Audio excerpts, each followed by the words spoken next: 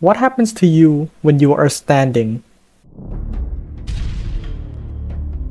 Okay, so the joke was I'm supposed to find like some funny abbreviation for standing, but then I kind of got too lazy and it never got finished.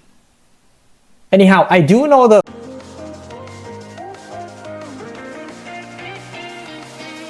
Alright, so I'm gonna just start with the first force, which is weight. Also, I have no idea why my voice sounds so different every time I start a new recording. Like, it's the same mic, I don't get it. Anyhow, weight force, or technically it's gravitational force, was discovered by Isaac Newton.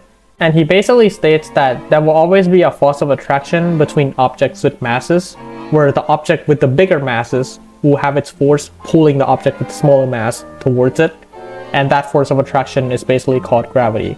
So basically, if you're like me and you're stuck on the Earth's surface, hashtag relatable, then basically the globe has a bigger mass than you, so it will pull you towards it.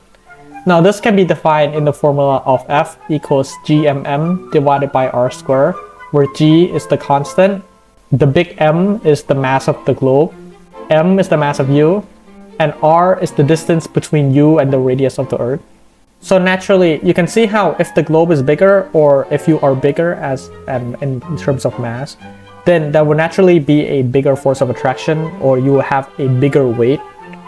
And similarly, if you're further from the planet, there is a lower force of attraction. This is also why people on the moon legit looks like they're in the Matrix, because the moon has a lower mass. So there's a lower force of attraction, hence they're not like directly walking on the surface. Okay, but what about normal force?